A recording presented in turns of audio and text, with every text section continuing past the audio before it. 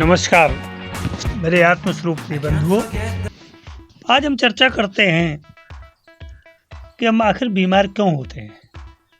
बीमार का मतलब शरीर में किसी विकृत का पैदा होना और फिर यह विकृत ही पूरे शरीर को असमर्थ और अपाहिज बनाने का काम करती है।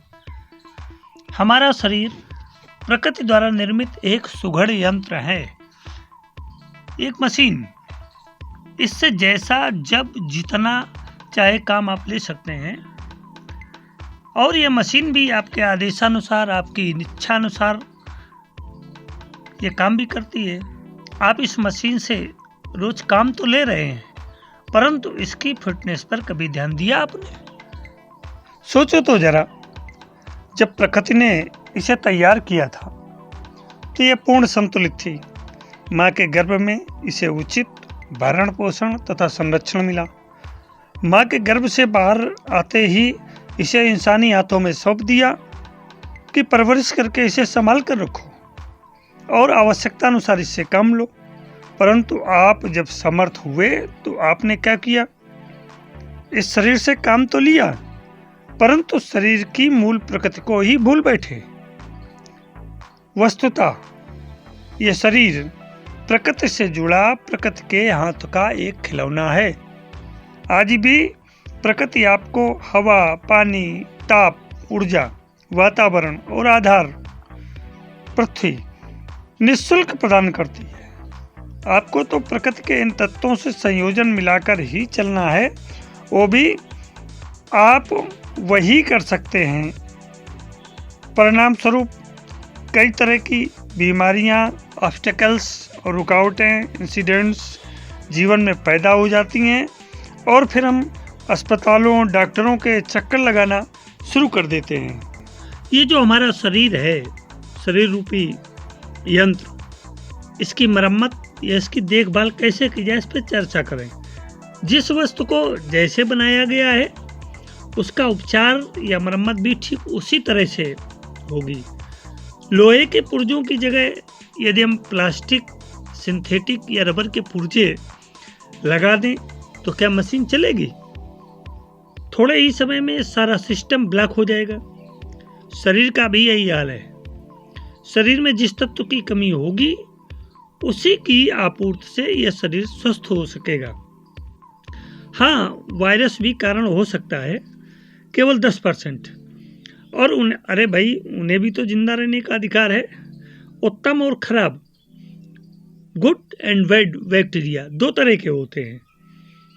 जो उत्तम गुड बैक्टीरिया होते हैं वो जीवन को बढ़ाते हैं तथा प्रगति देते हैं, और जबकि बैड बैक्टीरिया, जिन्हें खराब वायरस कहते हैं, वो जीवन से मुक्त दिलाते हैं, अर्थात मृत्यु। हमारे पूर्वजों ने शरीर को स्वस्थ, सबल और सक्रिय बनाए रखने के लिए योग हमको दिया, जिसके पीछे उनकी सोच ये थी कि प्रकृति के साथ तालमेल रखते हुए स्वस्थ, सबल और सक्षम जीवन जिया जा सके। हम एक आदत बना बैठे हैं कि देर से सोते हैं और देर तक सोते हैं। कहने का मतलब है आधी रात के बाद तक खाते पीते और इसके बाद सोते हैं, और पता चला कि हम सूर्योदय के बहुत देर बाद तक सोते रहते हैं। वर्तमान युग इसी का है। अरे भाई, न युग बदला है और न समय, केवल हमारी सोच बदल गई है। हम बदल गए हैं। पश्चिमी सभ्यता का असर हमारे ऊपर आने लगा है और पश्चिमी सभ्यता में अब तो कुछ चेतना आ गई है और वो हमारी विचारधारा अपनाकर योग, ध्यान, प्राणायाम, भोजन, प्रकृति अनुकूलन जैसे काम कर रहे हैं, और हम ठीक इसका उल्टा।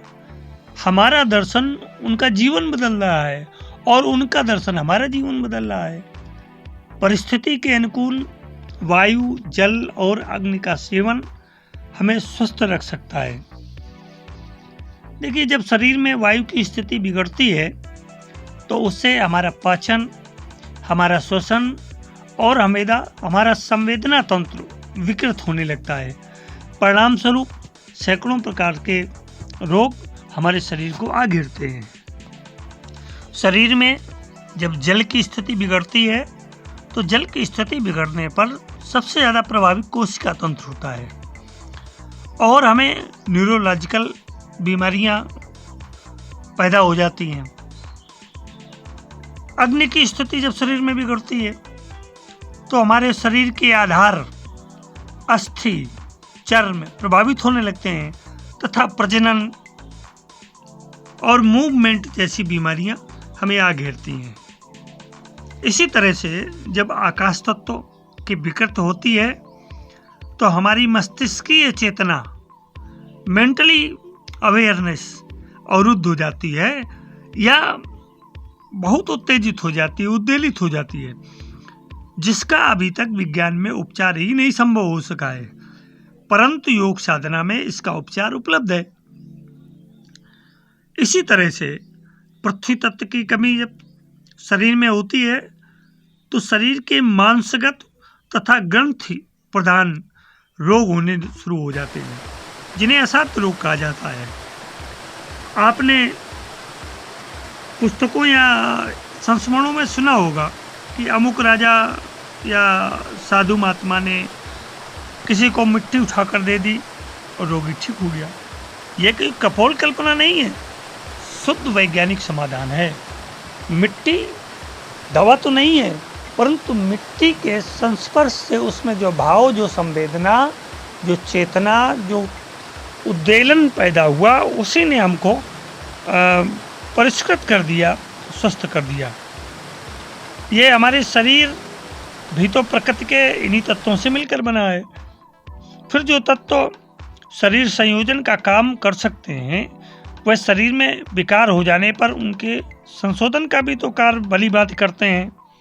हमें यही बात तो अच्छी तरीके से समझना है। ब्रह्म मुहूर्त सूर्योदय से 1 घंटे से लेकर के 1.25 घंटे के मध्य का समय, इसे ब्रह्म मुहूर्त कहा जाता है। और हमें अगर हम ब्रह्म मुहूर्त में उठें तो इस समय हमारा मस्तिष्क बिल्कुल शांत होता है, शून्य होता है। इस समय अगर हम योग साधना, जप, ध्यान, प्राणायाम या शारीरिक अभ्यास करें तो इससे जो हमें ऊर्जा प्राप्त होती है, ये ऊर्जा हमारे जीवन में नवीन रंग और खुशहाली भर देती है। एक बात ध्यान रखें कि भोजन सदैव शांत होकर के किया करें, क्योंकि अगर हम बात करते हुए भोजन करते हैं तो उस समय बात करने के कारण हमारे भोजन में वायु मिश्रित होकर के हमें गैस, एसिडिटी, कोलाइटिस जैसी बीमारियों को जन्म दे जाती है और हम समझ ही नहीं पाते हैं। भोजन के समय पानी पीने से शरीर की ग्रंथियों से निकलने वाले हार्मोन्स लगभग निष्प्रभावी हो जाते हैं, तो जिन्हें भोजन पचाना चाहिए वो भोजन पचा न करके और विकृत पैदा कर देते हैं। ज़्यादा विचार करने से हमारे शरीर की जो आंतरिक क्षमता है, जो हमारा इम्यूनिटी सिस्टम है, वो बहुत कमज़ोर हो जाता है तथा इम्यूनिटी सिस्टम कमज़ोर हो जाने के कारण हमारी जो रोग प्रतिरोधक क्षमता है वो धीरे धीरे कम होती चली जाती है और सैकड़ों प्रकार के रोग हमको घेर लेते हैं। वात और कफ रोगी सदैव गुनगुना पानी पिएं, ऋतु के अनुसार ठंडे पानी का सेवन न करें,